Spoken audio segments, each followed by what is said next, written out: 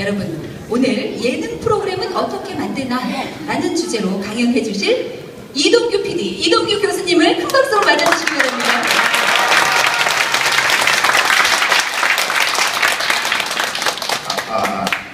예, 안녕하십니까. 다시 한번 인사드리겠습니다. 이동규입니다.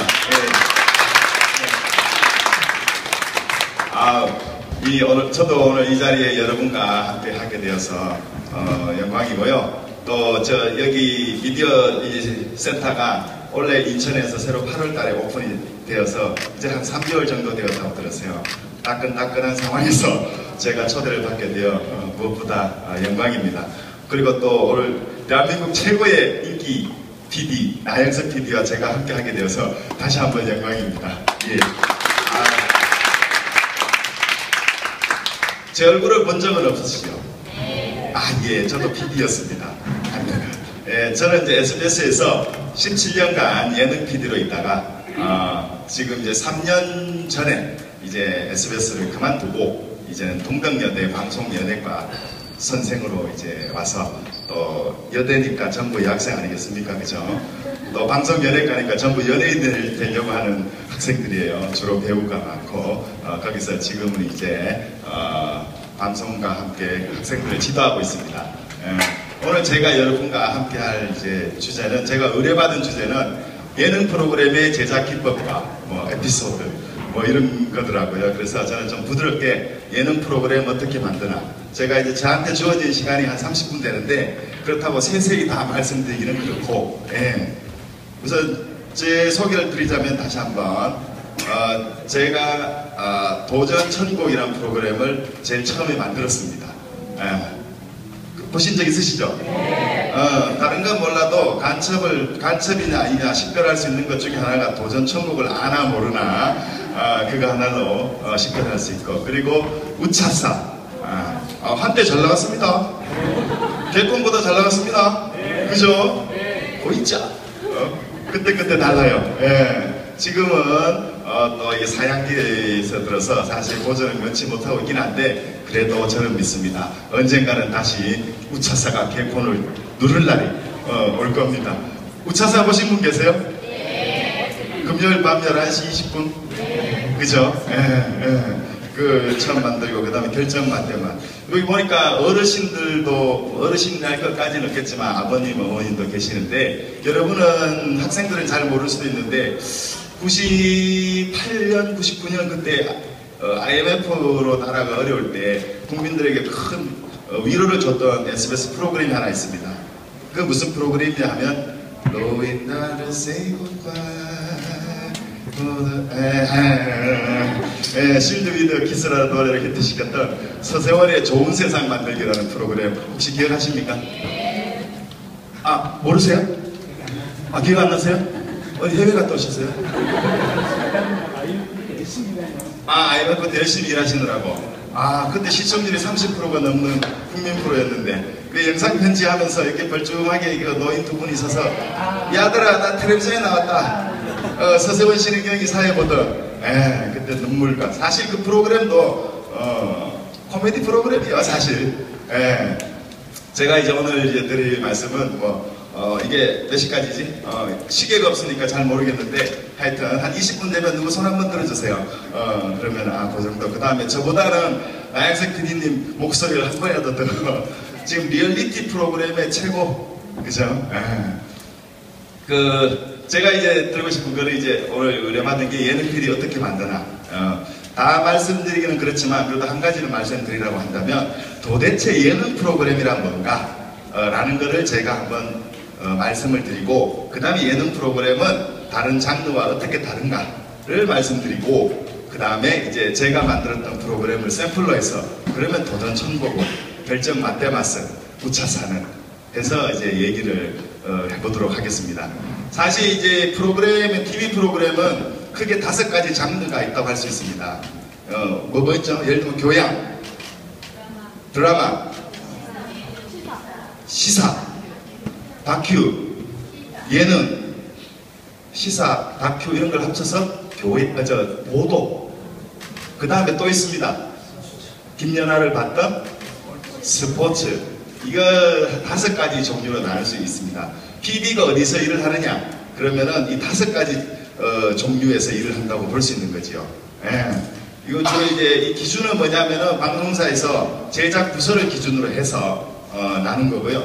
또 입사 시험에서 KBS든 MBC든 SBS든 PD를 뽑을 때도 이렇게 5장르로 나눠서 뽑는데 PD는 또 주로 교양, 예능, 드라마 이렇게 이제 나눠집니다.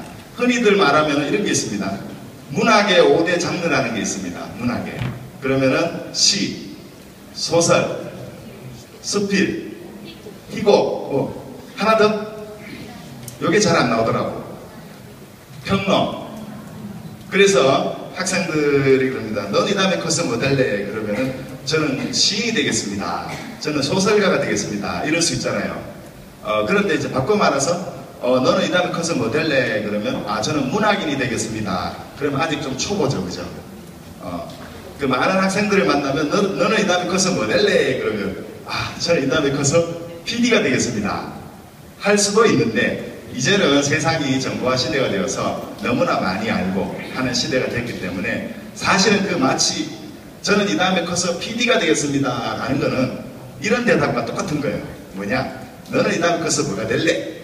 그랬을 때 저는 문학인이 되겠습니다 하고 간단하는 거죠. PD에도 교양, 예능, 드라마 그리고 또 스포츠 그리고 보도 하고 5장르가 있는 겁니다. 그러면 너는 이 다음에 커서 뭐 될래? 그러면 저는 예능 PD가 되겠습니다. 저는 드라마 PD가 되겠습니다. 이렇게 말하는 것이 뭐와 같으냐 하면 한편 저는 이 다음에 커서 시인이 되겠습니다. 저는 이 다음에 커서 소설가가 되겠습니다. 라는 것과 같다는 거죠.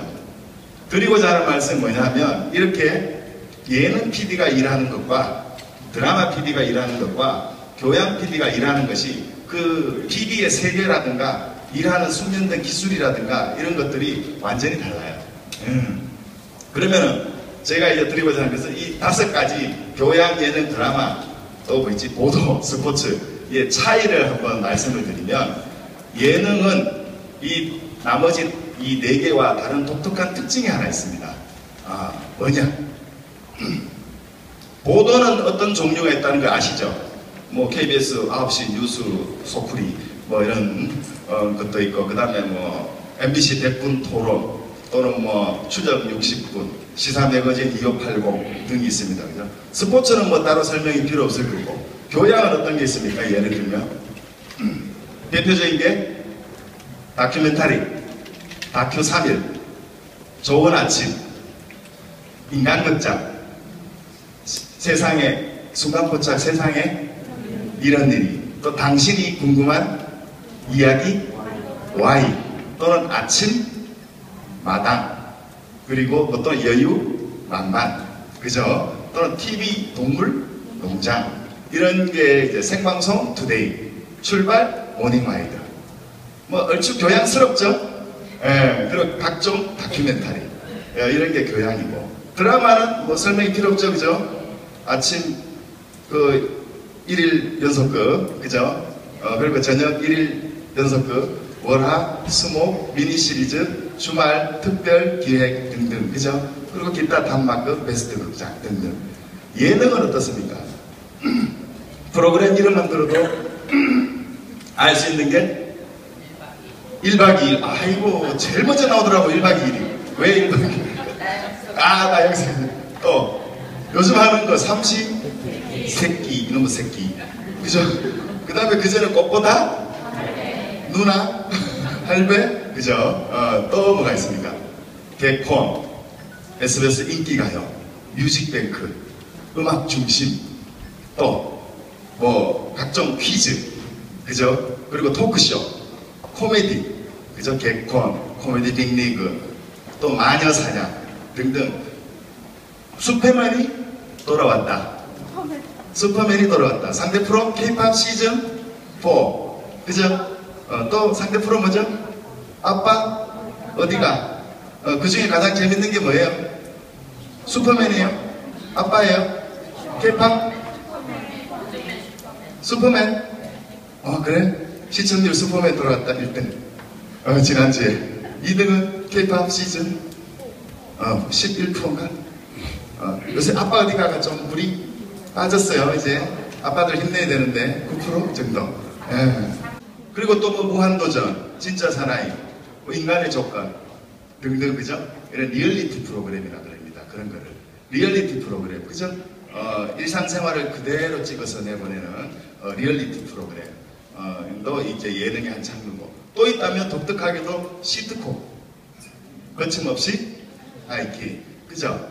그리고 그런데 가만히 듣고 보면 예능은 참 종류가 다양해. 그렇지 않나요? 정말 다양해요, 그죠? 어디까지가 예능일까? 부부클리닉, 제가 생각했을 땐 부부클리닉도 KBS에서 예능국 PD들이 만드는 프로로 알고 있거든요. 그렇지 않습니까? 뭐 사랑과 전쟁, 머리 쥐어뜯고 싸우는, 그죠? 이렇게 보면은 참 다양하게, 그죠? 예능 프로그램들은 있습니다. 자, 그러면 이 5가지 장르 중에 예능 프로는 다른 나머지 4개 장르와 다른 독특한 특징이 하나 있습니다. 뭐가 있느냐? 제작 기법에 있어서. 예능 프로그램이라는 것은 쉽게 말하면 오락 프로그램입니다. 그죠? 그렇죠? 그러면 예능 PD들은 분명히 드라마 PD나 또는 교양 PD나 또는 보도 PD나 또는 스포츠 PD와는 다른 어떤 세계가 있을 거라고. 바꿔 말하면 소설가는 시인과 다르고 평론가와 다르고, 그죠? 또 수필가와 다르듯이 다른 게 하나 있습니다. 뭐가 다르냐? 이런 겁니다. 예능 프로라는 건 노는 겁니다. 그죠? 오락이니까. 그럼 여기서 논다는 게 한번 생각해 볼게요. 논다는 건. 놀기 위해서, 잘 놀기 위해서, 혹은 재미있게 놀기 위해서 꼭 필요한 한 가지가 있습니다. 그게 뭔지 혹시 아십니까? 놀기 위해서, 재미있게 놀기 위해서.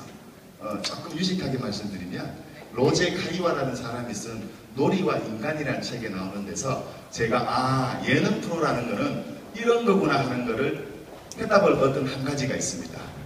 뭐냐? 바로 규칙이라는 겁니다. 놀이라는 거는 규칙이 반드시 필요한 게 하나 있습니다. 무슨 말이냐면 규칙을 영어로 하면 룰입니다. 그죠? 룰. 그렇죠? 놀기 위해서는 규칙이 있어야 됩니다. 예를 들어 드릴게요. 여러분들 어릴 때 뭐 고무줄 놀이도 하고, 뭐 남자 같으면 기석치기라 그럽니까? 돌도 하고 또 구슬도 하고 할 때 뭐가 있느냐? 반드시 규칙이 있습니다. 고무줄 놀이 하면서 노래 어떻게 부르나? 고무줄 놀이 했어요? 안 했어요? 어릴 때? 지금 말고 어릴 때 고무줄 놀이 해봤어요? 안 해봤어요? 어릴 때 고무줄 놀이 해봤지? 놀기 위해서는 규칙이 됩니다. 고무줄 놀이를 하든 뭐든 퐁당 돌을 던져라. 금발 봤어. 아우. 그죠? 또는 오징어 가생이든 뭐든, 그죠? 그 규칙이 있습니다. 그죠? 규칙이 있어야 재밌게 놉니다. 하물며 소꿉놀이 할 때도 나는 엄마, 니는 아빠, 너는 요렇게 하고 너는 요렇게 하고 저렇게 하고 정하는 게 있습니다. 사전에. 그죠? 그런 규칙이 있어야지 놀 수 있다는 겁니다. 규칙의 대표적인 놀이 방법 중에 하나가 뭐냐? 스포츠입니다. 그죠? 야구를 하는데 야구 규칙을 알아야지 즐길 수도 있고 재미가 있습니다. 그죠? 공을 텐데 방망이로 쳤는데 땅 쳤는데 쟤가 왜 뛰고 있지? 이러면 야구를 즐길 수가 없잖아요. 스포츠는 특히 규칙이 생명입니다. 그죠? 또한 규칙을 모르면 즐길 수도 없습니다. 규칙을 알아야 즐길 수가 있습니다. 그죠? 바로 그런 규칙과 같은 것이 프로그램에서는 뭐냐? 포맷이라는 겁니다. 여러분 포맷이라는 말 들어보셨죠? 형식. 프로그램을 크게 2가지로 나눠서 어떠냐 저떠냐를 이렇게 살펴본다면 내용과 형식이라는 겁니다. 내용은 음식으로 따지자면 안에 들어가는 짜장면 덩어리라면 포맷은 그릇입니다.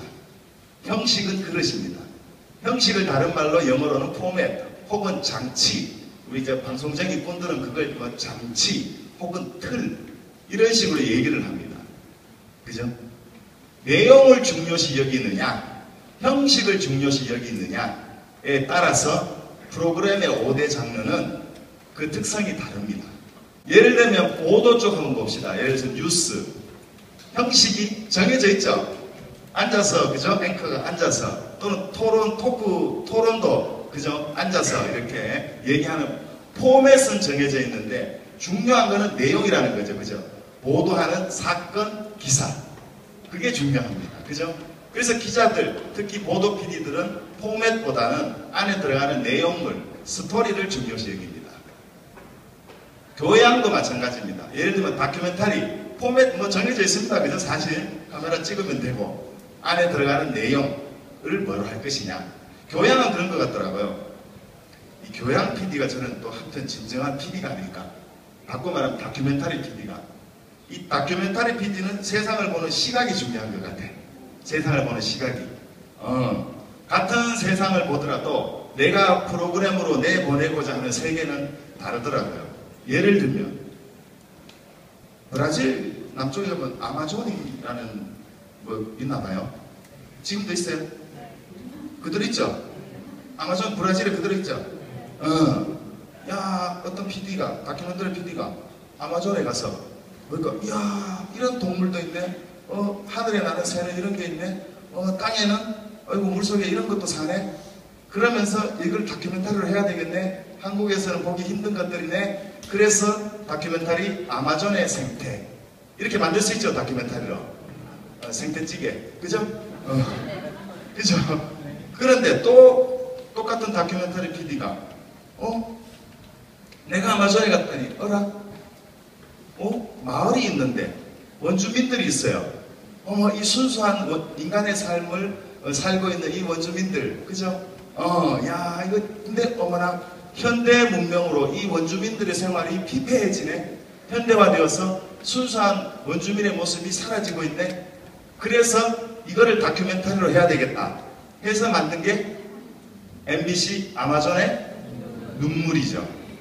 같은 공간, 같은 것을 봐도 보는 시각에 따라 이게 다르고 어떻게 보면 PD라는 것도 같은 거라도 집안의 세계를 만드는 게 아닌가 하는 게 한편 다큐멘터리이긴 한데 anyway 어쨌든 그렇습니다. 그래서 교양 다큐 프로그램도 내용이 중요시입니다. 그죠?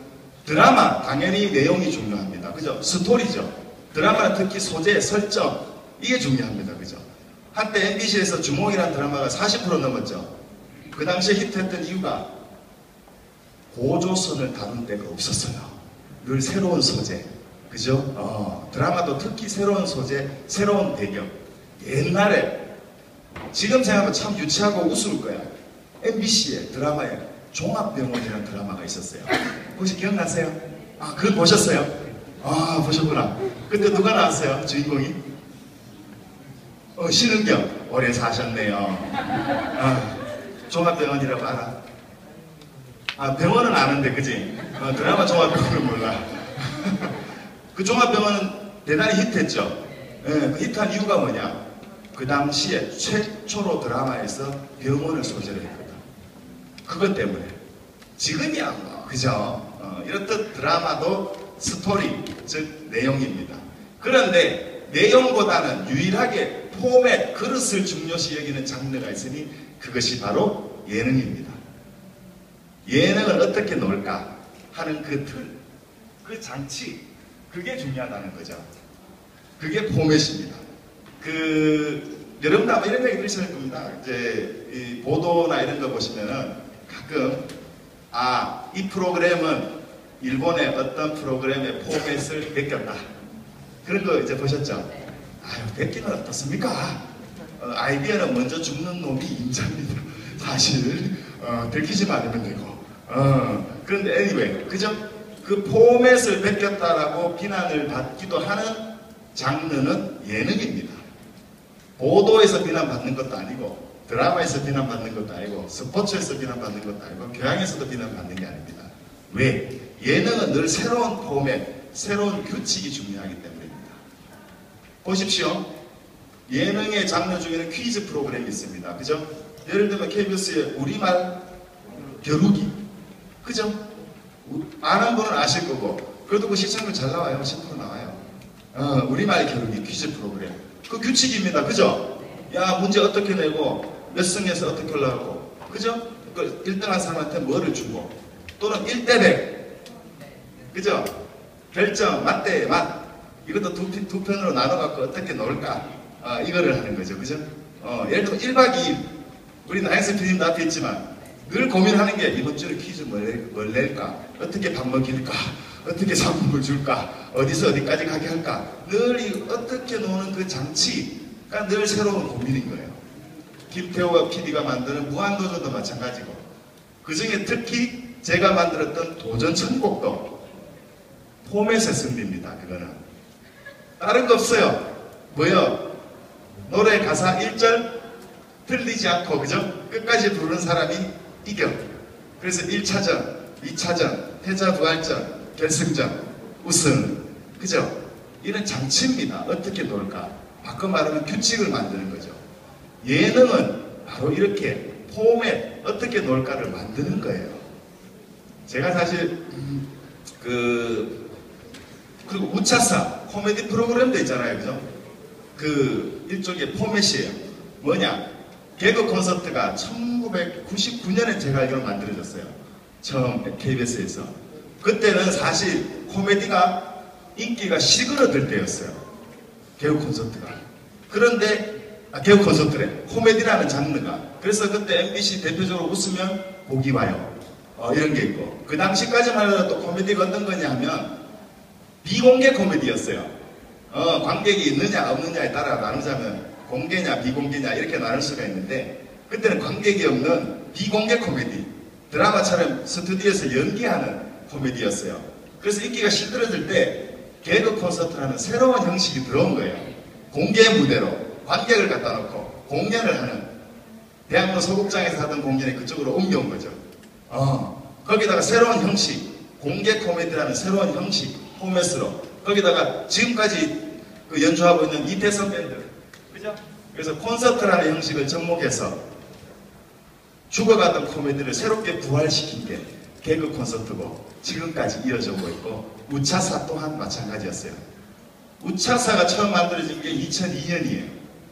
2002년 제가 처음 만들 때. 그리고 그때도 저도 늘 고민했던 게 어떻게 하면 제 최고의 고민은 뭐냐 두 가지였어요. 첫째 어떻게 하면 개콘과 다를까? 개콘과 똑같으면 또 그죠? 두 번째는 어떻게 하면 재밌게 할까? 이게 늘 고민이었어요. 그래서 저도 그때는 우차사를 처음 만들 때는 이태선 밴드를 저기 개콘에서 쓰는데 우리는 쓰지 말자 이래가지고 안 썼어요. 우리는 막간과 막간 코너와 코너 사이에 대신 뭐 다른 뭐 이상한 뭐 10초 스페셜 뭐 이런 거 넣어가지고 30초 스페셜 이런 걸로 변화를 주고 하기는 했는데 그래도 결국에는 개콘 따라가게 됐어요. 그래도 재밌기만 하면 문제없어요. 도전천국도 마찬가지예요. 제가 사실 도전천국 지금 생각하면 제가 어떻게 그런 아이디어를 내게 되었는지 참 희한한데 그때 도전천국 처음 생겼을 때는 지금 가사 갖고 심사하는 거잖아 그죠? 물론 7월 달에 폐지됐습니다. 도전천국이 15년을 해오다가 지난 7월 달에 SBS에서 폐지가 됐어요. 시청률은 9% 10% 여전히 잘 나왔는데 그러다가 다시 부활한대요. 다시 도전천국이 부활한대요. 1월 아침에 그래도 그죠? 잠을 깨게 하고 그랬는데 anyway 도전천국 처음에 만들 때 그 뭐냐 저는 이 가사 갖고 처음에 한 게 아니었어요. 처음에 사실 가사 갖고 심사하게 된 거는 언제부터 하게 됐느냐 3회 때부터 하게 됐어요. 1회 2회 때는 가사 갖고 심사한 게 아니었어요. 그때는 그냥 SBS 악단이 있어요. SBS 악단 김정택 단장이 연주하면서 그냥 연예인들이 한 8팀이 나와서 4팀 1100으로 나눠갖고 악단이 이제 연주하면서 심사위원이 있었어요. 그때는. 그때 심사위원이 누구였냐? 전유섭, 진미령 부부였어요. 그래갖고 연예인이 노래 부르면 땡! 하는 거예요. 전국 노래자랑처럼. 그러면 MC가 아니 심사위원님 왜 땡입니까? 그러면 전유섭 왈 노래를 기분 나쁘게 해. 그래서 땡. 뭐 이런 식이에요. 그래서 이거는 긴장감도 없고 재미가 없다. 그래서 첫회 땅 똑같고 이건 아니다. 그래서 나온 게 노래방 갖고 가사 갖고 하자는 아이디어였어요. 그랬더니 주변에 반대가 심했어요. 야 가사 갖고 하면 안 그래도 바쁜 연예인들 그거 어떻게 외워 하는 게 있었어요. 그리고 가사 갖고 하면 그거 노래는 안 부르고 책처럼 읽기만 할 것이다. 재미없다. 세 번째는 그 노래방이라는 게 그래. 어떤 거는 전주 긴 것도 많아. 전주가 그 긴 거를 우리나라 사람은 못 찾는다 이거예요. 그걸 어떻게 그저 그 방송에 다 내보낼래? 악단으로 해야지 전주 생략하고 바로 노래 들어가는데 그 가시나무새 있죠, 조성모에. 아, 조성모 맞나? 가시나무새. 그거 전주가 1분 48초예요. 와, 그거 진짜 길더라고. 전주가 1분 48초예요. 제가 편집하다가 헤아려봤어요. 몇 분인지. 아직도 기억해요. 그렇게 전주 긴 게 있긴 있어요. 이 세 가지 때문에, 그리고 섭외가 안 된다. 외워오라고 하면. 그래도 한번 해보자 하고 밀어붙였죠. 그래서 그때 그 메인 작가분이 계셨는데 오경석 작가라고 나이 제일 많았던 남자 작가가 이분이 있었어요. 그 선생님이 특히 반대가 심했어요. 그랬는데 내가 한 번만 녹화를 떠보고 하자. 그랬더니 그 반대하던 그분이 오케이, 그러면 이 PD 하자. 대신 요렇게 하자. 뭐 저는 처음에 가사 한 소절 틀리면 땡 하고 아웃이라고 생각했어요. 그렇게 규칙을 짰어요. 그런데 그러려면 다 땡 하면 안 되니까 편집 분량이 안 나온다. 그러니까 이렇게 하자. 앞에 그 깜빡깜빡 세워서 처음 틀리면 1차 경고, 두 번째 틀리면 그 다음에 땡 하자. 그래야지 방송 보는 맛도 있고 긴장감이 있을 거니까. 오케이, 좋아요. 그렇게 했는데 대박 났어요. 지금까지 하게 됐어요. 그때 아직도 기억해요. 3회 때부터 이제 가사 갖고 있거든요. 그때 우승했던 사람이 유리상자였어요. 유리상자 아세요? 네. 박승화하고, 그죠? 무슨죠? 오케이. 지금도 장나요. 덜덜덜 떨면서 이렇게 노래하면서. 하여튼 예능 프로그램은 이렇게 포맷, 즉 규칙을 얼마나 잘 만들냐 못하는 게 생명이라는 거죠. 그러면은 2부를 나영석 PD님께 넘기고 저는 오늘 여기까지 할게요. 시간이 다 됐대요. 네. 됐습니까? 네, 궁금하신 거 이따가 질문하시고.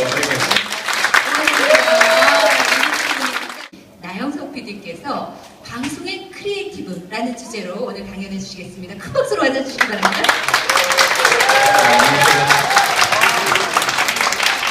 안녕하세요. 나영석입니다. 반갑습니다. 제가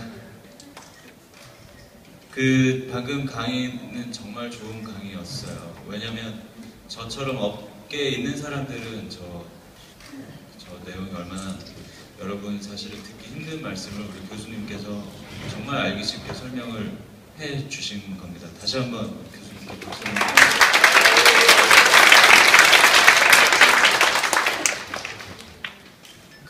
교수님께서 어떻게 보면 우리 예능 프로그램이란 무엇인지, 또는 이 방송의 모든 프로그램이 어떻게 만들어지고 어떻게 서로 차이가 있는지 다른지 이런 거를 말씀해 주셨고요.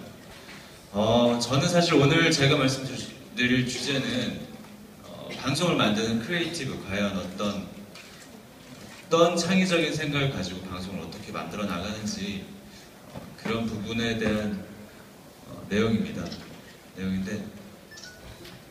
제목은 그런데 제가 그냥 여러분께 편하게 말씀을 드릴게요. 여러분 또 일반 시민분들이시고 이런저런 이유로 방송에 관심이 많으신 분들이 모셨다고 생각을 하고 있기 때문에 제가 지금까지 만든 방송들 또 예를 들어서 과연 제가 어떻게 만들었고 어떻게 아이디어를 얻어서 지금 가장 최근작인 삼시세끼까지 오게 되었는지 그 과정을 한번 쭉 설명을 드릴게요. 그러면은 여러분께서 조금 뭔가 컨텐츠를 만들어 나간다는 게 저런 식으로 하는구나, 저런 식으로 만드는구나 라는 걸 좀 알 수 있게 되지 않을까 생각이 듭니다. 제가 지금 현재 만들고 있는 프로그램 삼시세끼고요. 그 전에 여기서 꽃보다 시리즈라는 여행 프로그램 했었고, 여기 오기 전에는 1박 2일이라는 프로그램을 KBS에서, 여기라는 걸 이제 회사를 한번 옮겨가지고 KBS에 있을 때 1박 2일이라는 프로그램을 했었고요. 그 다음에 1박 2일 전에 여걸6라는 프로그램을 했었어요. 그 전에 여걸 6 전에 여걸 5라는 프로그램을 했었고, 그 전에 산장 미팅 장미의 전쟁이라는 프로그램 이런 거 했었는데, 그 중에서 여러분 가장 그래도 길게 보셨고 재밌게 보셨을 우리 1박 2일이라는 프로그램을 어떻게 만들었는지부터 제가 설명을 드릴게요. 교수님께서 말씀하셨던 것처럼 예능 프로그램은 이제 형식과 내용이에요. 결국 이 세상 모든 일이 다 그렇죠. 어떤 틀 속에 어떤 내용을 담느냐라는 건데, 그때 저희가 고민했던 부분은 그거였어요. 조금 보통은 연예인들 괴롭히면 시청률이 잘 나오거든요. 가혹하게 힘들게 하면은, 왜냐하면 우리 마음속에는 좀 과학적인 성향이 내재되어 있어요. 게다가 TV를 통해서 보면서 우리는 어디서 봐요? 거실 소파, 안방 이런 데서 보죠. 네. 우리는 편안한 곳에서 보면서 TV를 통해서 뭘 봐요? 저 정글 한번 가봤으면 좋겠는데 갈 비용도 시간도 게다가 겁도 나고, 근데 김병만이 대신 해주고 있잖아요. 그쵸? 우린 그걸 팝콘을 주워 먹으면서 사실은 보는 거죠. 어떻게 보면 약간은 과학적인 취미예요. 근데 뭐 TV라는 건 사실 기본적으로 예능이라는 건 자극적인 소재입니다. 사람에게 일정 부분 이상의 네거티브하지 않은 포지티브한 자극을 줌으로써 재미를 일깨우는 거죠. 너무 심심하면 사실 재미없잖아요. 그러니까 예능 프로그램도 그런 부분이 분명히 있어요. 그래서 1박 2일 때도 그때 한참 다 그런 거였어요. 맨 연예인들은 무슨 도전하고 어디 가서 막 해보고 막 이런 것들이 유행이던 시절이에요. 왜 연예인들이 무슨 죄가 있어서 그걸 그렇게 다 무슨 100m를 몇 초 안에 달려야 되고, 그때 별게 다 있었어요. 막 독도까지 수영해서 가야 되고, 왜 그래야 돼요? 라고 묻는다면 이렇게 대답하죠. 독도는 우리의 어리고 우리 대한민국의 다 알죠. 아는데 굳이 거기까지 수영을 해서 갈 필요는 없잖아요. 근데 그럼에도 불구하고 그런 프로젝트를 만들고, 또 그 안에 사람들은 자신의 감정을 이입하고, 또 여러 시청자들의 마음을 담아서 연예인들의 대표격으로 정말 여기 동해 그 추운 바다를 막 헤엄치면서 울고 토하고 고생하고 하면서 간신히 독도에 도착했을 때 어때요? 보는 시청자들 다 같이 뜨거운 눈물을 흘리죠. 네, 수영 같이 안 하셨는데도 불구하고 뜨거운 눈물을 흘리잖아요. 그거는 TV를 통해서 우리가 그 연예인들의 마음에, 또는 그 프로그램이 지향하는 그 내용에 사실 어느 정도 공감을 하고 있었기 때문에 그런 거죠. 그래서 사람들이 뭐하러 그래? 왜 그래? 라고 물어보지만 사실은 큰 이유는 없어요. 왜 독도까지 수영해 가요? 누가 또 그렇게 계속 물어보면 왜 그래야 되는지 대답은 잘 못해요. 근데 예능 프로그램이라는 건 그런 거예요. 교양이나 다큐 프로그램처럼 굉장히 엄격한 지고주순한 가치를 위해서 만들진 않아요. 그렇다고 아무 이유도 없이, 아무 의미도 없이, 정말 의미도 없이 과학을 하거나 의미도 없이 누군가를 떼거나 하진 또 않아요. 그렇죠? 일정 부분 그런 것들이 섞여 있어요. 재미와 자극이라는 부분, 그리고 어떤 의미와 감동 또는 내용이라는 부분을 어떻게 섞느냐, 어떤 레시피로 섞느냐, 6%, 소금 요만큼, 계피 요만큼, 그 레시피가 뭐가 되느냐에 따라서 굉장히 맛있는 음식이 나올 수도 있고, 하나 조금 소금 한 스푼 더 넣었기 때문에 이 프로그램은 못 먹는 프로그램이 되는 그런 경우도 굉장히 많아요. 그래서 그 밸런스를 유지하는 게 굉장히 중요한데, 1박 2일이라는 건 그때 그랬어요. 그때 한참 연예인들 괴롭히는 게 유행이어가지고 어떤 식으로 괴롭힐까, 어떤 식으로 괴롭힐까, 그것만 생각하고 있었어요. 그것만 생각하고 있었는데, 예능 프로그램도 여러분 과학이 있어요. 그 시청자 여러분은 미처 깨닫지 못하는 아까도 말씀하셨지만 룰이라는 게 숨어 있어요. 근데 룰이라는 건 밖에 드러나 있을 때도 있지만 시청자가 미처 눈치 못하게 안에 내재되어 있는 룰도 굉장히 많아요. 여러분 그런 생각 가끔 할 때 있죠. 내가 어떤 프로그램을 보면서도 이게 대체 왜 재밌는지 모르겠다. 근데 자꾸 봐진다. 그러니까 옛날에는 왜 재밌는지 명확하게 드러났어요. 저 개그맨이 나올 때는 농담을 되게 많이 해. 저 개그맨 나오면 무조건 웃겨. 또는 출발 드림팀이라면 예선할 땐 재미없는데 결승전 할 땐 긴장감이 장난 아니야. 누가 금메달을 따는지 정말 보고 싶어서 계속 보게 돼. 그러니까 그건 누가 봐도 왜 재밌는지, 내가 이걸 왜 보고 있는지 아는 거죠. 근데 최근에 하고 있는 제 프로그램 같은 거, 뭐 예를 들어 삼시세끼다 보면서도 아니 내가 왜 보고 있지 이걸? 이런 생각이 드는 경우가 가끔 있으실 거예요. 왜 보고 있지? 그냥 밥해 먹는 건, 자기네 엄마 밥해 먹는 건 안 보면서 쟤네들이 연예인이 밥해 먹는 걸 왜 보고 있을까? 그렇다고 무슨 이서진 씨나 옥태견 씨가 그렇게 또 재밌는 사람도 아니에요. 입만 열면 농담이 빵빵 터지고 그러지도 않아요. 여러분 반에 있는 농담 잘하는 친구보다 훨씬 안 웃겨요. 근데 그냥 보고 있어요. 대체 왜 보고 있을까? 거기에는 여러분이 미처 깨닫지 못하는 내재된 룰이 수없이 들어가 있기 때문에 그래요. 거기에는 여러분의 시선을 끌기 위한 저희의 몇 달간의 노력과 계산들이 보이지 않는 형태로 들어가 있는 거예요. 1박 2일 때부터 생각을 해보면 1박 2일 때는 그랬어요. 연예인을 뭔가 힘들게 하는 게 좀 그렇게 해서 뭔가 도전을 시키고 땀을 흘리게 하고 눈물을 흘리게 하고 하는 게 굉장히 그때는 프로그램 시청률이 잘 나올 때 야 우리도 저런 거 하나 해야 되겠다. 그래 연예인들 힘들게 하자. 벌칙을 하나 줘야겠다. 어떤 벌칙을 줄까? 라는 거였어.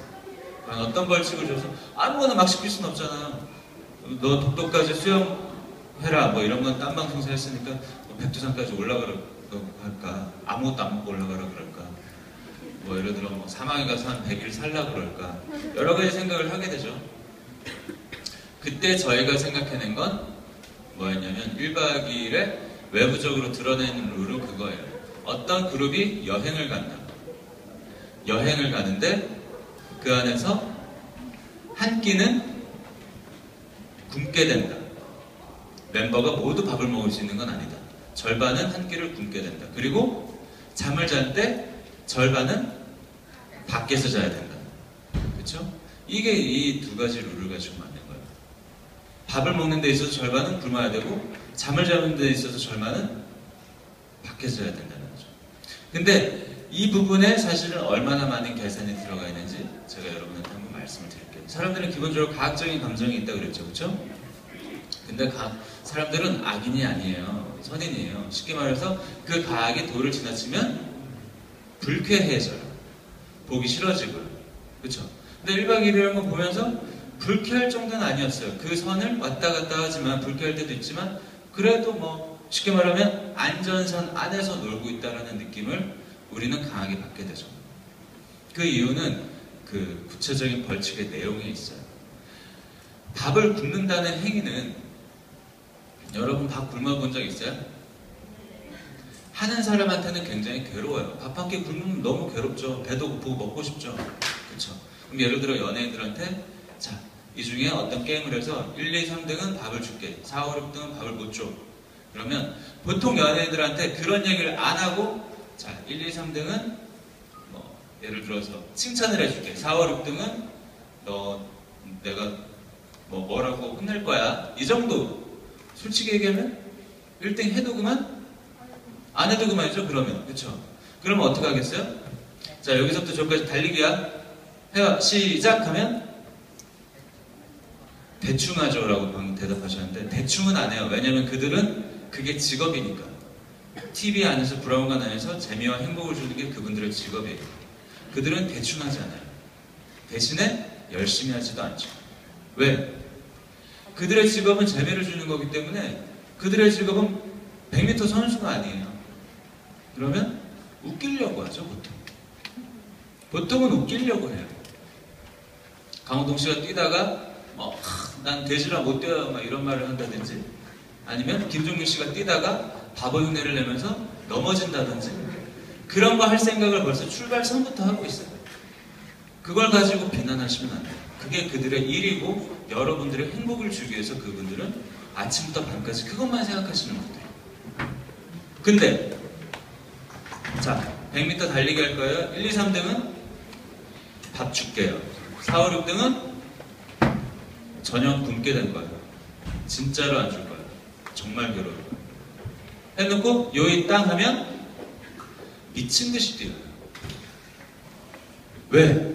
밥을 굶는다는 행위는 진짜 괴로운 행위니까 처음엔 열심히 안 했어요. 왜 열심히 안 했는지 아세요? 처음엔 그냥 장난인 줄 알았겠죠. 대충 뛰고 막 한 다음에 1, 2, 3등 밥 맛있게 먹고 4, 5, 6등 너무 배고파요 한 다음에 자 뭐 대충 많이 찍은 것 같단 말이죠. 다 찍었지. 감독님 뭐 라면 하나 주세요. 없는데요? 하고 계속 찍어요. 왜 자꾸 촬영 끝난 거 아니에요? 계속 찍어요. 장난으로 하시는 거예요? 막 이러면서. 그러면 그제서야 이 진짜구나. 그제서야 교육이 되는 거죠. 대충 하면 정말 밥을 굶게 되는구나. 그리고 밥을 굶었더니 매우 괴롭구나. 다음부터는 방송이고 뭐고 재미고 뭐고 일단 3등 안에는 들고 시작해야 돼요. 그때부터 얘들은 달릴 때 진짜로 달리죠. 재미나 이런 걸 생각하는 게 아니라 진짜로 해요. 그러니까 그 안에서 뭐가 느껴져요? 진정성이 느껴져요. 그 표정에서 땀과 진정성이 느껴지는 거예요. 그 이전의 예능 프로그램과는 다른 점인 거죠. 그래서 재밌게 위해서 뭔가를 했다면 1박 2일에서는 뭔가 게임을 해도 예능의 틀 안에 그런 진정성이 녹아있어요. 그러니까 사람들이 그제서야 재밌다 공감하면서 보기 시작한 거죠. 벌칙이라도 그런데 왜 아까 제가 말씀드렸는데 벌칙이 중요하다고 했던 건 그거예요. 한 끼를 굶는다는 행위. 예를 들어 제가 한 끼를 굶는다는 행위가 왜 벌칙으로서 좋냐면 한 끼는 모두 굶어봤어요.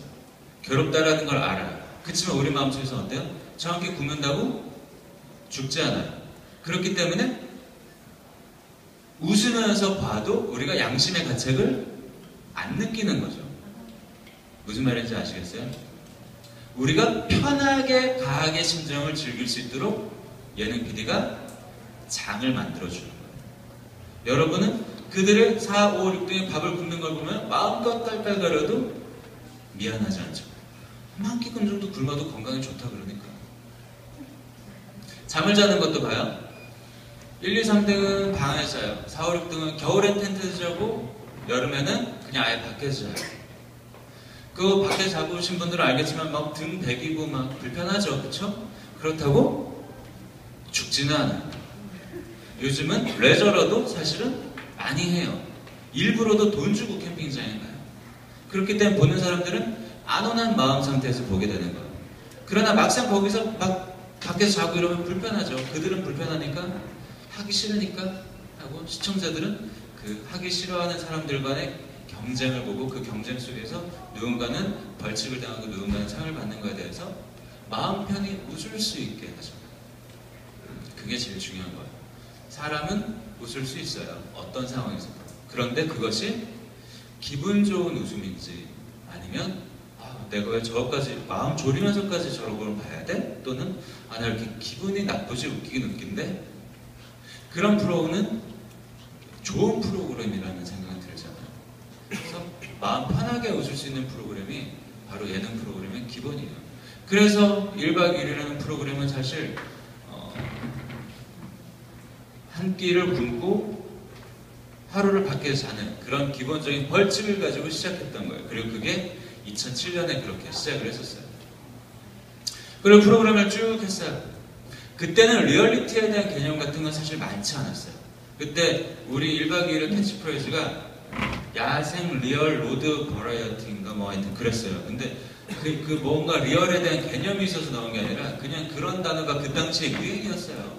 모든 방송에 뭐 그런 게 들어있었어요. 그래서 우리도 집어넣죠. 그 당시에 쓰는 단어, 좋은 단어는 다 갖다 붙인 거예요. 야생, 리얼, 로드, 뭔지도 모르고 그냥 갖다 붙인 거예요. 그렇게 프로그램을 하루하루 만들고 있었어요. 근데 여러분 크리에이티브라는 거, 창의력이라는 거, 그리고 뭔가 새로운 걸 만드는 힘은 내가 가진 기존의 것에서 나오는 경우가 굉장히 많아요. 모두가 제로에서 1등을 만들지는 못해요. 예를 들어 갤럭시 S4가 나오려면 S3부터 보는 거예요. S3의 장점 뭔지 단점 뭔지 내가 쓰다 보니까 뭐가 불편해. 그래서 그걸 가지고 수정하고 막 그렇게 가는 게 크리에이티브예요. 많은 사람들이 크리에이티브에 대해서 부담감을 갖고 있는 게 하루아침에 어느 날 갤럭시 S4를 만들어야 된다라는 게 크리에이티브라고 생각하기 때문에 그래요. 그럴 수 있는 사람들 이 세상에 있죠. 천재라고 불리는 사람들이 있어요. 하지만 우리 대부분은 어때요? 우린 그저 보통 사람이잖아요. 저희들도 그렇고 여러분들도 그렇고. 그렇다면 새로움이라는 건, 크리에이티브라는 건 사실 기존의 작품에서 장점과 단점을 또는 고쳐야 될 점을 보면서 만드는 겁니다. 그렇다면 1박 2일과 다음 작품이 여러분 꽃보다 시리즈로 알고 있을 텐데, 사실 제가 만들어온 작품의 연대기를 보면 그 중간에 사실 살짝 가려져 있지만 미싱 링크 같은 작품이 있어요. 인간의 조건이라는 프로그램이 있어요. 보신 적 있으세요? 네, 그게 사실은 제가 그 작품 만들 때까지 4회까지 찍고 제가 방송국으로 옮겼는데, 그 인간의 조건이라는 작품이 저는 1박 2일 다음에 내가 세상에 던지는 화두였어요. 왜? 1박 2일 만들면서 여러 가지 생각을 했어요. 근데 어느 날 보니까 막 게임하고 밥도 굶고 막 복불복하고 까나리 마시고 막 하고 막 재밌죠. 굉장히 재밌죠. 재밌는데 그런 극단적인 방식이 어느 순간 좀 지겨워지는 거예요. 하느냐 마느냐, 뭐 아니면 또 이런 방식이 우리인의 일상생활은 사실 그럴 일은 없잖아요. 뭔가 너무 과장되어 있는 것 같다. 처음에는 이 정도면 굉장히 덜 자극적이지 라고 생각했는데 먹다 보니까 이것도 자극적인 거예요. 어떡하지? 라는 생각을 했어요. 그런데 1박 2일을 만들면서 되게 신기한 걸 발견했어요. 뭔지 아세요? 뭐냐면 저는 그 멤버들이랑 친하니까 대충 무슨 얘기 뭘 할 때 재밌을지 다 알잖아요. 다 아는데 예를 들어서 막 거기 예를 들어 뭐 이수근 씨예요. 이수근 씨면 그때 당시에 뭐 이렇게 복불복 할 때 뭐 이럴 때 막 농담하고 이런 거는 재밌기는 한데 뭐라고 해야 되지? 짜간 느낌? 뭐라고 여러분 무슨 느낌인지 아시죠? 제 그냥 쇼하는 것 같다. 약간 이런 막 집에서부터 어제부터 생각해온 건데 마치 지금 방금 막 가다가 갑자기 넘어졌어요. 근데 진짜 돌고래에 걸린 게 아니라 어제부터 내일 밤에는 한 번쯤 넘어져서 웃게 되겠다. 이 생각을 하고 와서 넘어진 것 같은 그런 느낌? 그런 게 계속 드는 거예요. 내 눈에 보이는데 시청자 눈에 안 보일까? 전 시청자 눈에도 100% 보인다고 생각해요. 뭐라고 굳이 찍어내진 않지만 그렇게 생각하진 않죠. 시청자가 어떻게 시청자도 천재가 아닌데 지금 이수근은 70%의 진정성을 가지고 임하고 있고 뭐 이게 쭉 나오진 않잖아요. 근데 느낌으로 아는 거죠. 느낌으로 그냥 이 프로그램 뭔가 지금 막 MSG 들어가는 느낌, 약간 그런 느낌 같은 게 분명 받을 거라고 생각했어요. 근데 저거 참 문제다 이러고 있는데 정말 신기한 게 있어요. 큰 게임 같은 게 하나 끝나고 예를 들어 그럴 때가 있어요. 우리도 뭐 다음 게임을 준비하기 위해서 제작진이 뭔가 준비할 때는 어떻게 하냐면 여기 한 30분만 쉬고 있어. 우리 다음 거 세팅 좀 하고 올 테니까. 근데 1박 2일은 기본적으로 24시간을 다 찍기 때문에 촬영을 해요. 근데 VJ가 막 카메라 감독이 막 이런 식으로 찍진 않아요. 그냥 카메라 한 대, 두 대 그냥 이렇게 두고 잠깐 30분 쉬고 있어요 하고 가니까. 그럼 연예인들도 뭔가 찍히고 있다는 건 알지만 그들이 막 기존에 게임할 때처럼 카메라에 크게 신경을 쓰진 않죠. 그쵸?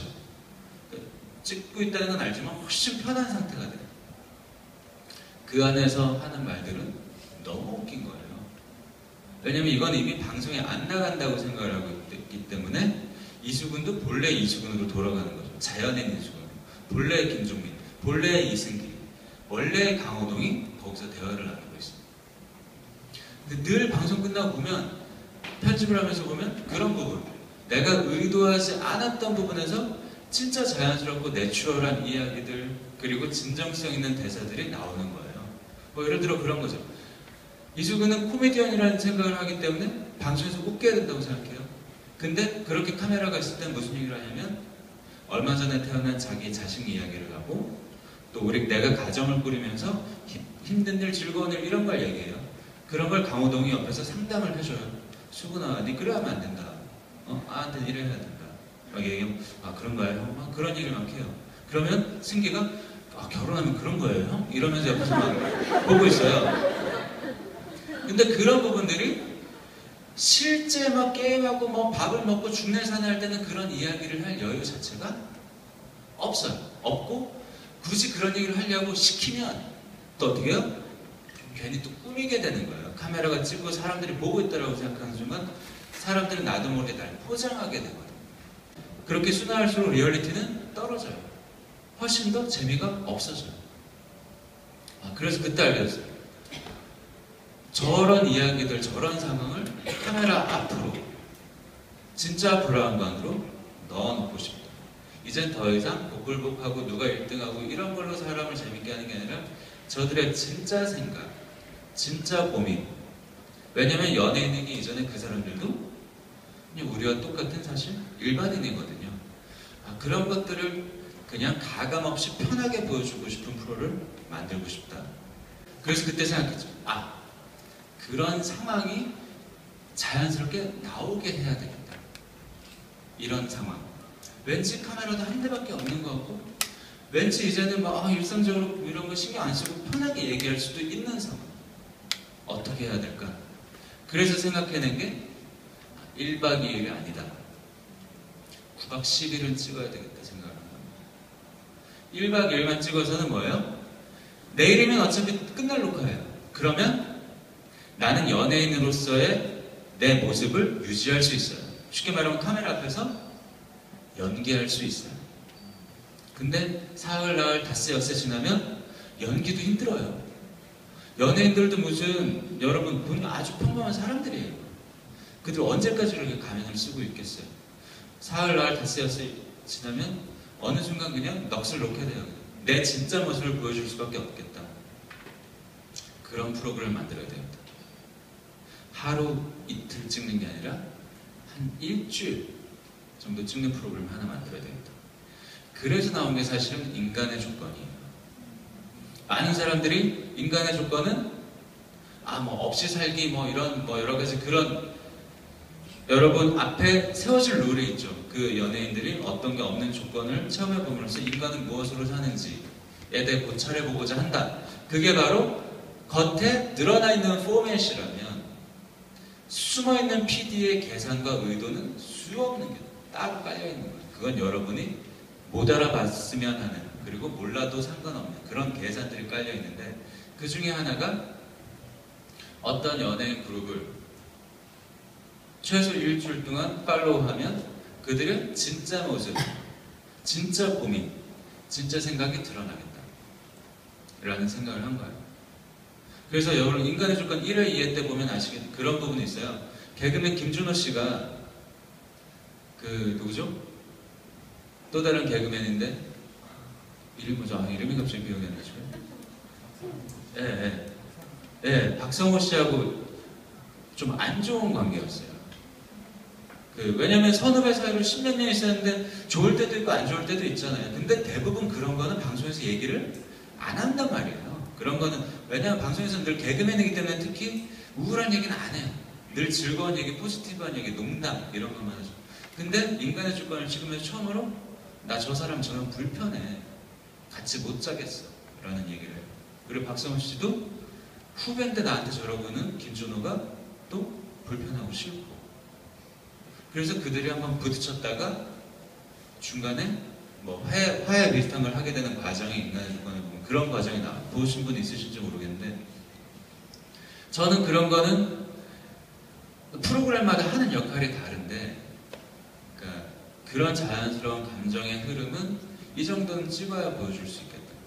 많은 사람들은 그냥 미션을 해결하느냐 마느냐로 보고 왔겠지만 사실은 그 안에는 그런 의미가 있어요. 그런 실험을 한번 해보고 싶었던 거예요. 이렇게 뒀을 때 그들이 기존의 예능 프로나 토크쇼에서 나오는 그냥 시덥지 않은 농담따먹기가 아니라 진짜 마음속에 있는 얘기를 들을 수 있지 않을까. 그래서 그 다음 프로는 꽃보다 할배라는 프로예요. 자, 이제 거기 나오는 사람들의 시간은 더 편해졌어요. 그분들은 작품이 없는 분들이에요. 그리고 같이 한 오랜 시간이 쌓일수록 마음속에 있는 이야기는 더 길어지겠죠, 스토리는. 그분들은 최소 50년 이상씩 같이 하셨어요. 그리고 그들은 유럽 여행을 열흘을 갔어요. 그럼 저는 그 안에서는 훨씬 깊이 있는 얘기가 나오겠구나라고 생각을 합니다. 그런데 여러분, 그거 그렇게 툭툭 던지는 말씀에 뭐가 있어요? 가끔 눈물이 있고 감동이 있잖아요. 그리고 우리 그걸 보면서 안방에서 진짜 교훈을 얻을 때도 있고 재미를 얻을 때도 있죠. 그렇게 해서 만든 게 꽃보다 시리즈예요. 인간의 조건이라는 걸 저는 징검다리 삼아서 사실 제가 정말 실험하고 싶었던 건 그렇게 긴 시간 동안 사람이 마음을 나누고 그 마음이 우악스럽지 않게 아주 자연스러운 형태로 표출될 수 있는 예능 프로그램 구조는 어떤 것일까? 그건 나는 열흘 정도라고 생각한 거예요. 한 달을 볼까 생각했어요. 사람이 같이 있는 것도 스트레스가 될 때가 있어요. 아무리 친해도 여러분. 무슨 말인지 알아요? 내가 친구랑 여행을 간다. 2박 3일 갔어요? 아쉬워요. 좀 더 놀다 올 걸. 일주일 간다. 딱 좋았어요. 얘랑 일주일 갔으니까 너무 좋네. 다음엔 한 달 같이 가야지. 한 달 가? 헤어져서 가요. 무슨 말인지 알아요? 그런 것들도 저희는 면밀히 계산하는 거예요. 이 그룹이라면 이 정도는 스트레스 지수를 이겨낼 수 있겠다. 그게 어느 정도일까? 면밀히 조사한 게 저희는 해외여행은 열흘 정도라고 생각하는 거예요. 보름에서 한 달 정도 찍으면 더 좋죠. 해외까지 나갔는데. 근데 그렇게 되면 순간 그분들이 여행을 즐겨야 진짜 좋은 말들이 나오거든요. 근데 이게 즐기는 게 아니라 촬영이면 또 찍어야 돼. 그러면 이거는 저는 자연스러운 감정이 나올 거라는 생각이 안 듭니다. 그럼 저는 열을 딱 찍으면 그분들이 스케줄이 돼도 그만 찍고 와요. 거기까지가 저는 베스트라고 생각하기 때문에. 그래서 그런 여행 작업들을 하다가 이제 생각한 거예요. 어느 순간. 그러면 이제 열흘도 아니고 뭣도 아니고 다 됐어. 그러면 이제는 아예 꽃보다 할배만 해도 룰이 있어요. 용돈 얼마다, 10만 원이다, 5만 원이다. 그리고 당신들의 목적지는 어디다, 열흘 안에 어디까지는 가야 된다. 그 룰을 주는 이유는 그 적은 돈 안에서 저까지 가기 위해 고군분투하는 모습, 결정하는 모습, 그리고 그 결정이 좋은 결정일 때도 있고 나쁜 결정일 때도 있죠. 그래서 나쁜 결정이면 그것 때문에 차를 놓친다거나 당황하는 모습, 이런 걸 보여주기 위해서 하는 거죠. 재미를 얻기 위해서. 그러다가 생각했어요. 그런 것들조차 없는 프로그램을 하나 만들 수는 없을까? 용돈 얼마도 없어. 어디까지 가는 것도 없어. 그냥 어느 집에서 밥만 먹고 사는 걸로도 예능이 될 수는 없을까? 라는 생각을 했던 거예요. 그래서 나온 게 바로 삼시세끼라는 프로그램이에요. 그래서 보면 여러분 굉장히 그런 생각하죠. 저거 아무 룰도 없어. 저 안에서 새끼만 해 먹으면 된대. 근데 이상하게 웃겨. 왜 그러지? 그건 여러분이 속고 있기 때문에. 왜 그래요? 모든 포맷의 룰은 보이지 않게 숨겨져 있다는 거죠. 그 집 자체가 포맷이고 룰인 거예요. 어떤 포맷이 녹아있는지 보여드릴까요? 그 집에는 보일러가 없어요. 그리고 겨울은 다가오고 있어요. 그러면 어떻게 해서든 처음엔 아궁이를 떼야 돼요. 근데 아궁이만으로는 따뜻해지지가 않아요. 왜냐면 마루가 여전히 춥거든요. 어쨌든 간에 난로를 설치할 수밖에 없어요. 저희는 거기까지 예상을 하고 가는 거죠. 그럼 마루에 처음에 시작할 때는 아무것도 없었죠. 삼시세끼 처음에. 근데 지금 뭐가 있어요? 난로가 서 있죠. 난로가 서 있고 민키가 있고 민키 자리 옆에 지금 무슨 침대가 또 들어가 있어요. 난로가 있으니까 거기에 따뜻하니까 거기 자고 싶어서 침대를 또 들고 온단 말이에요. 조금씩 바뀌는 거죠. 근데 우리는 웬 난로? 막 이러면서 우리는 깜짝 놀라지만 사실 예상하고 있었던 거죠. 이 사진은 실제 어떤 난로를 구매할지 모르지만 지들이 얼어 죽기 싫으면 분명히 뭔가 하기는 할 것이다. 그런 걸 예상하고 그런 룰을 정해주는 거죠. 그런 미션을 주는 거죠. 그리고 텃밭이 있죠. 텃밭 사람들은 어디 밥 먹는 것만으로 저런 프로를 나오죠. 그 텃밭에 어떤 작물이 어느 정도 심겨 있는지 그리고 어느 위치에 심겨 있는지가 저희들이 반년 동안 고민한 게 바로 그거였어요. 그리고 그 수수밭을 어떻게 쓸 건지 사실은 그냥 옆에 쫙 있는 거니까 아무것도 아닌 거라고 생각하죠. 그리고 이서진 씨와 옥태균도 여기는 아주 자연스러운 시골의 어느 집의 공간이라고 생각해요. 하지만 이거는 어떻게 보면 아주 거대한 투먼쇼 같은 거예요.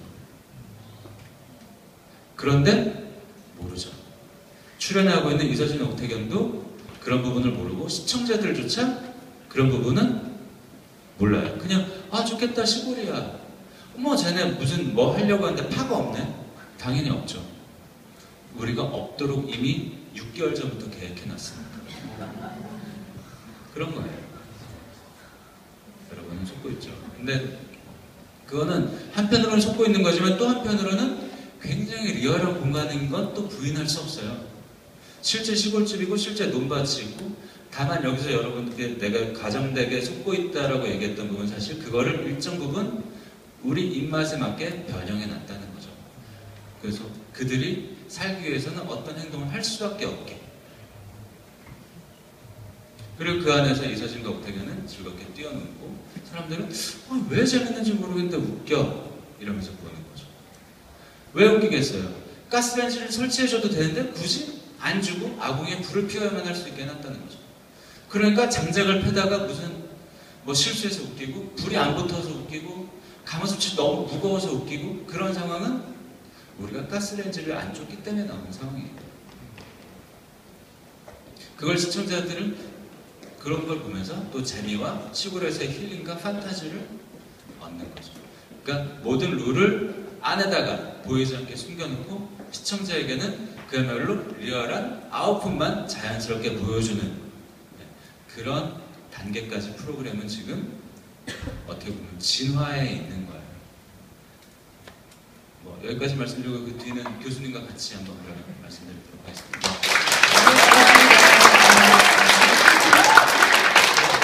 이렇게 앉으면 저희 뒤에서 잘 보이세요?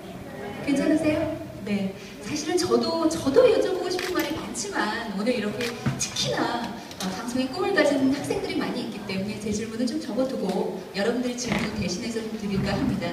직접 좀 뽑아주시면 좋을 것 같긴 한데요. 재밌는 질문이 많습니다. 그리고 약간 겹치는 질문도 있어서 일단 한번 보세요. 이게 나영석 PD를 위한 질문이고요.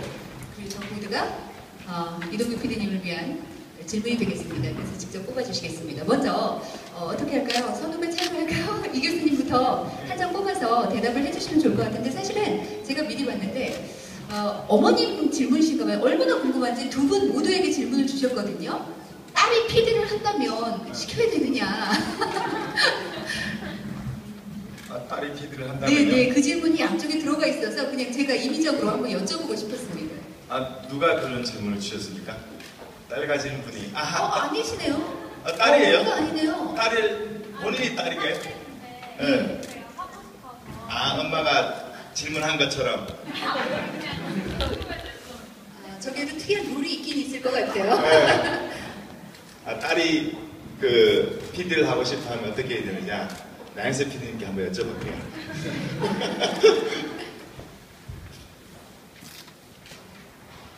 저는 뭐 완전 찬성할 것 같은데요. 뭐 저도 딸이 있지만 한다 그러면 그냥 시킬 것 같고요. 그리고 그런 말씀 드리는 이유는 그냥 팩트만 말씀드리는 거예요. 여기 정말 작은 분들이 있기 때문에 우리 서로 그냥 솔직하게 그냥 말씀드릴게요. 그 이상한 말 같은 건 뭐 밖에다 옮기시지만 않으면 일단 어느 순간 방송국에서 교수님도 너무 잘 아시겠지만 여성 PD가 훨씬 많아요. 지금 많은 사람들이 이미지적으로는 왠지 PD는 남자들이 하는 직업인 것만 같고 남자들이 잘하는 것 같죠. 근데 현재 예를 들어 방송국에 지금 모든 방송국이 비슷할 거예요. 신입사원이 10명이 들어온다면 7명은 여자예요. 지금도 이미 그렇고 그렇게 된 지 오래됐어요. 한 10년, 한 5, 6년 됐어요. 이미 남자 PD보다 여자 PD가 많이 들어오기 시작한 지. 그리고 제가 했던 1박 2일도 같이 했던 PD들의 절반 이상이 여자였고 지금 하고 있는 삼시세끼나 꽃보다 시리즈도 남자 PD는 2명인가 밖에 없어요. 여자 PD가 3명 정도 있고 그리고 그들이 뭐 남자 여자 뭐 큰 차이 없이 좋은 역량을 발휘해주고 있기 때문에 뭐 예를 들어 학생이나 지금 다른 여자분들도 사실 도전해 볼 만한 그런 직종이면 틀림없다고 생각합니다. 네, 진짜 그래요. 요즘 정말 여자 PD들이 많아서요. 저는 생방송을 주로 하는데 생방송할 때 이렇게 귀에 끼거든요. PD들의 이야기를 금방금방 들을 수 있도록 얼마나 소리를 잘 지르는지요. 육두문자도 잘 쓰고요. 네, 시원시원한 여자 PD들이 많습니다. 괜찮다고 말씀 주셨네요. 네. 저도 딸 쌍둥이인데요. 중학교 2병, 중2병 걸린 중학교 2학년인데요. 예. 한 해는 PD가 됐으면 좋겠고 한 해는 배우가 됐으면 좋겠어요. 그런데 실제로 2년 전부터 한 해는 PD가 되고 싶대요. 예. 방금 나 PD님 말씀하셨듯이 앞으로도 여자들이 도전해 볼 만한 그런 직종이 얼마나 좋아요. 세상을 한번 뒤흔들고 싶으면 PD가 되나? 아나운서 시키고 싶은 생각은 없으셨나 봐요. 너무 부럽죠, 저도. 배우 대신 걔가 아나운서를 하면 더 좋겠네. 이 질문의 연장선상에서 그러면 한 가지 더 여쭤볼게요. 질문에 나와 있는 건데 저도 사실은 현장에서 많이 듣는 얘기거든요. PD는 똘끼가 있어야 한다고 하던데 라고 질문을 주셨거든요. 어디서 찾았더라? 네, 똘끼가 있어야 한다고 하던데 아마 예, 여기 있네요. 그러면 네, 아니다. 이거는 딸이고 저쪽에 있나 봐요. 네. 그럼 그 딸이 똘끼가 있어야 하는 건지 아니면 뭐 아들이라도 네. 똘끼라면은 또라이 기질? 그거 말하는 거예요? 아, 또라이 기질. 아우 뭐 저 전문 용어네. 아, 당연히 있어야겠죠. 또라이 기질이 없는 분은 그죠? 똘끼가 당연히 있어야 된다고 하고 저도 좀 똘끼가 있습니다. 뭐라고 차마 말씀드리기는 어렵지만 현장에서 몰입하다 보면은 또 크리에이티브라는 직업이 그런 것 같아요.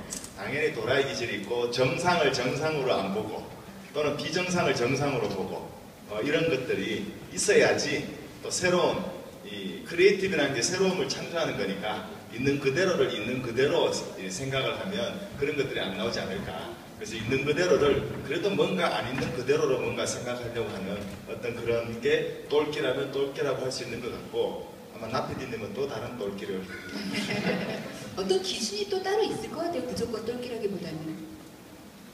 아, 그래서 이게 그 단어가 주는 뉘앙스가 워낙 네. 좋고 공격적이어서 여기 혹시 어르신들이 이상하게 받아들이실까봐 말씀드리는 건데 예를 들어 막 무슨 뭐라고 설명해야 되지? 저는 평범하잖아요. 교수님도 지금 어쨌든 너무 평범하고 저도 제가 무슨 여기 피어싱 3개 하고 여기 무슨 문신 프로그램을 위해서 나는 죽으리 이렇게 이런 거 써있고 그런 거 아니잖아요. 그쵸? 아니면 제가 그런 분들을 비하하는 것처럼 들릴까봐 얘기가 조심스러운데 이제 보통은 그냥 여기서 말하는 똘끼라는 건 말씀하신 것처럼 평범한 거에서 비범함을 찾아내는 그런 눈 같은 거인 거지. 근데 그런 걸 만약에 똘끼라고 부른다면 그거는 저 수원에 있는 삼성전자 연구소에 있는 대학원 졸업하신 분들에게도 있는 재능이에요. 네. 그거는 쉽게 말해서 내가 정말 똘끼가 있어야 되니까 무슨 이러면서 거리에서 누구에게 시비도 좀 걸어보고 그러면 안 돼요. 그럼 시비 걸면 경찰서 가는 거지. 그거는 PD 되는 게 아니에요. 그거는 그런 똘끼라는 건 사실은 어떤 누구에게 보여주기 위한 게 아니라 내가 뭔가를 창조해내기 위한, 내가 뭔가를 다른 시선으로 세상을 보기 위한 노력 같은 거지. 저는 이거 질문하신 학생이 혹시라도 그렇게 오해할 거, 난 너무 평범한 사람이라 PD 같은 건 힘들지 않을까? 저도 평범한 사람이에요. 저도 낯을 가리고, 저도 굉장히 말수도 그렇게 많은 사람이 아닌데 PD를 하고 있잖아요. 그러니까 그런 걱정은 아마 좀 안 하셔도 되지 않을까 하는 생각이 듭니다. 네, 어쩌면 똘끼라는 것이 그야말로 다른 사람이 생각하는 것과 조금 다르게 생각하는 그런 창의성이 아닐까라는 생각이 듭니다. 그냥 예를 들어서 저도 제작진하고 이렇게 MT를 갔는데 왜 해변에서 모래 이렇게 파묻잖아요.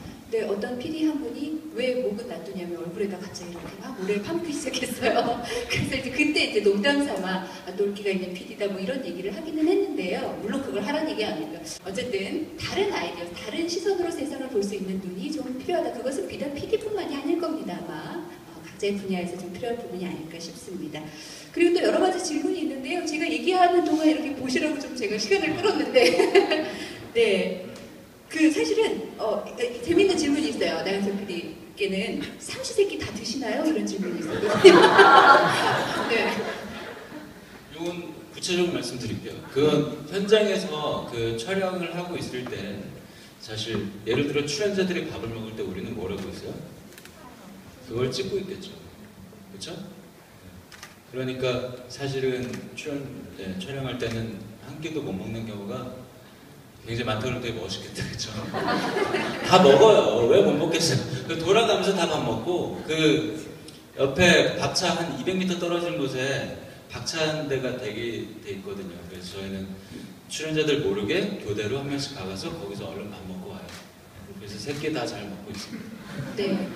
그렇지만 제가 보기에는 못 드시는 경우가 참 많고 그걸 꼬박꼬박 드시지는 못하세요. 정말 현장에서 고생들 많이 하십니다. 이동규 PD님께는 한번 뽑아볼게요. 네네. 개그 프로그램 준비할 때 심사하시나요? 맞나? 하신다면 기준이 무엇인가요? 이거 주셨네. 개그 프로그램 준비할 때 심사하시나요? 합니다. 그리고 하신다면 기준이 무엇인가요? 재미입니다, 일단은. 예. 그런데 이제 이 코미디 프로 제작은 이제 공개 코미디는 제작 방식이 사실은 개그맨들이 준비를 해옵니다. 그죠? 자기 코너, 자기 소위 말해서 자기 코너가 이렇게 있잖아요, 그죠? 그럼 그 코너에 맞는 자기 주인이 다 있단 말이죠. 그럼 내 코너 준비를 해옵니다. 그러면 보통 일주일이 7일인데 하루 녹화하고 그 녹화 전날 반 리허설 같은 걸 합니다. 최종 완성된 코너를 최종 검사를 합니다. 그래서 소통 준비도 하고 뭐도 하고 노래 준비도 하고 그 전에 한 이틀 전에는 아이템을 정해서 우리 코너는 이번 이렇게 할 겁니다. 그래서 이런 과정들은 각 코너별로 개그맨들이 이제 하는 거죠. 통상 이렇게 코너별로 하다 보면 검사하는데 시간이 오래 걸립니다. 그걸 우리는 검증이라 그럽니다. 우리끼리는 그냥 이것이 재밌나 재미없나 이번 주에 했는 게 어떻다. 그럼 이건 이렇게 바꾸는 게 어떻겠냐. 아 그건 너무 야하다. 그건 너무 선정적이다. 뭐 이런 것들이 있겠죠, 그죠? 그렇게 이제 하다 보면 때로는 PD 생각과 개그맨 생각이 다를 수가 있어요.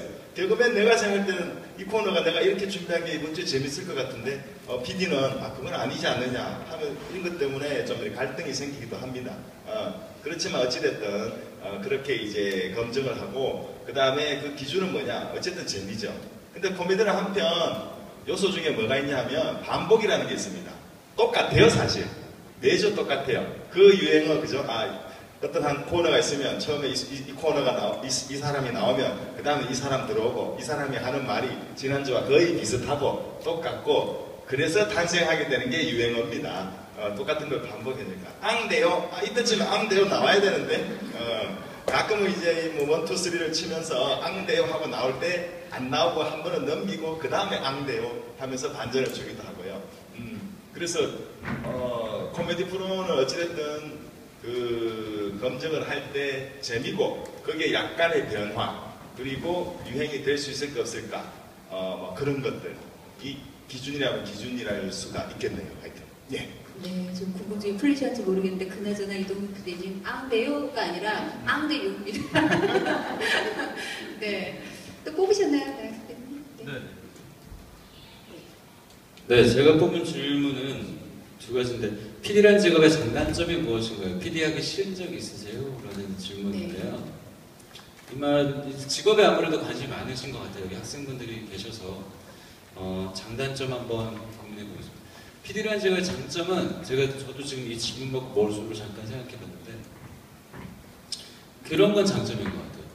한 번도 지겹다라는 말, 지루해 이런 생각은 해본 적이 없어요. 이 일을 한 지 14, 15년 됐는데 한 번도 뭐 하루가 왜 이렇게 시간이 안 가지? 막 또는 뭐 여러분 우리 공부할 때 많이 느끼는 그런 감정 있잖아요. 뭐 지겨워, 빨리 끝났으면 좋겠다.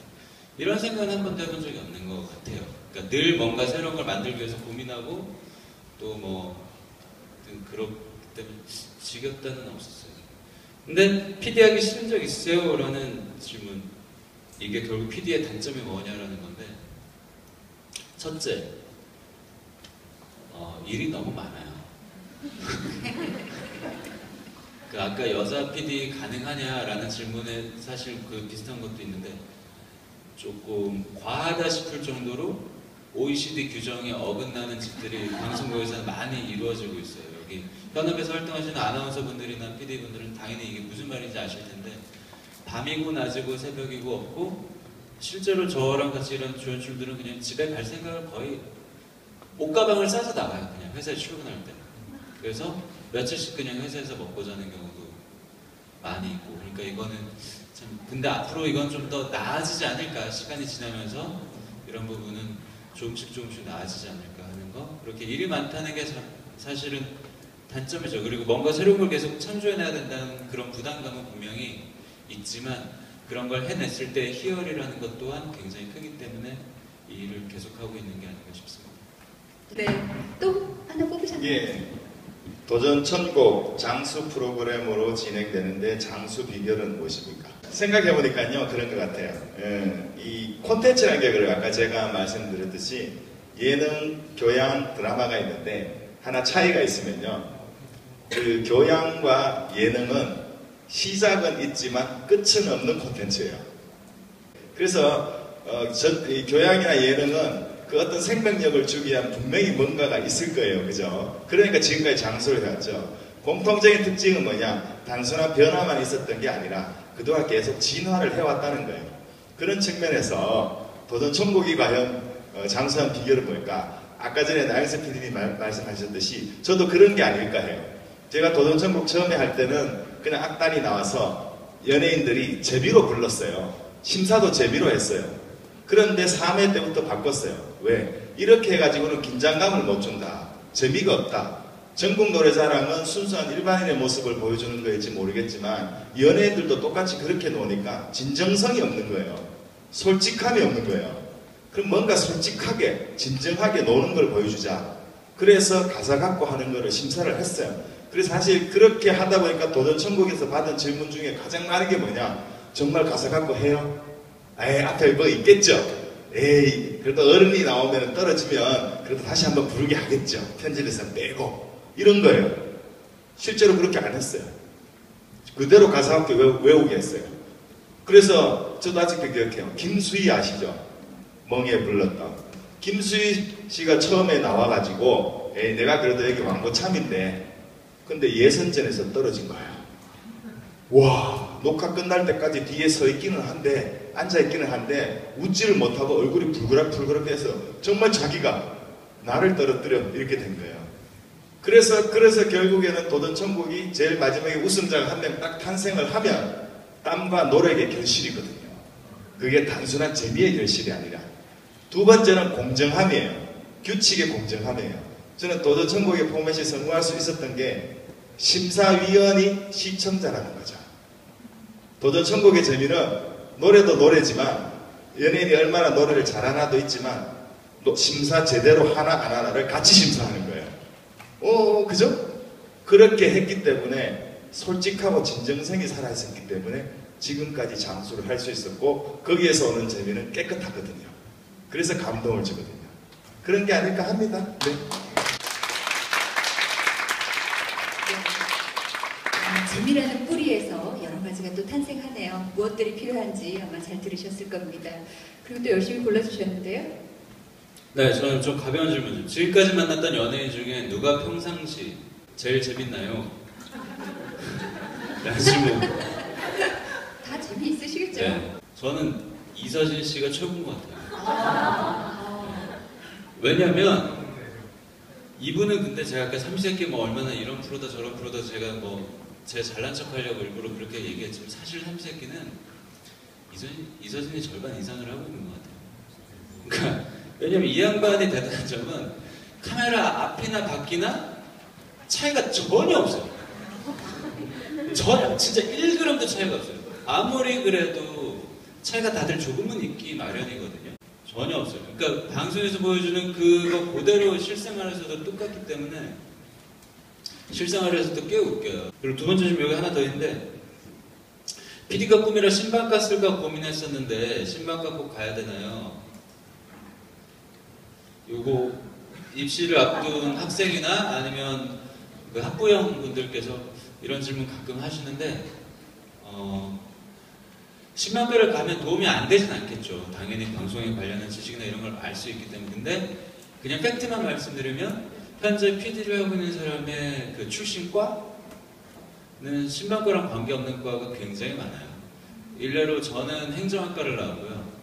그 다음에 그 응답하라를 연출한 신원호 PD는 화공과를 나왔어요. 그리고 이 두 프로를 공통적으로 집필한 이우정 작가라는 분이 있어요. 그 저랑 예능도하고 그 응사응치를 직접 쓴 작가. 그 친구는 무역학과를 나와서 실제로 무역회사에 다녔던 사람이에요. 그러니까 이 말은 그럼 뭐예요? 사실 출신 과보다는 뭐 다른 어떤 일종 부분 센스나 재능이라는 게 조금 더 발현하는 그런 직종이겠죠. 네. 이덕규 PD님 무슨 거? 예, 뭐 저는 이제 아주 심플한 질문. 아, 네 번. 궁금해서요. 무슨 과 나오셨어요? 아 저요. 네. 전 신방과 나왔어요. 신방과 나오세요. 예, 신방과. 아 이왕 뭐 PD 되려면 신방과 오세요. 그렇군요. 여러분의 질문 중에 또 이제 마지막 질문으로 아, 그래요? 한번 마지막 볼까요? 질문? 네. 매번 시작 전 긴장하시는지요? 제가 이걸 왜 뽑았냐 하면 긴장합니다. 그래서 저는 특히 생방송을 앞두고 있을 때는 더 긴장을 하는 거죠. 그래서 저는 그랬어요. 뭐 매번 프로그램 녹화를 하든 스튜디오 녹화가 있는 날은 혹은 특히 생방송은 말할 것도 없고 그날은 저는 밥을 못 먹었어요. 그래서 거의 아예 안 먹었어요. 밥이 먹힐 리가 없는 거죠. 또 때로는 어떤 때는 이제 야외에서 생방송 콘서트나 특집 쇼를 할 때가 있어요. 그럴 때는 생방송일 경우에는 더더욱 식사를 못했어요.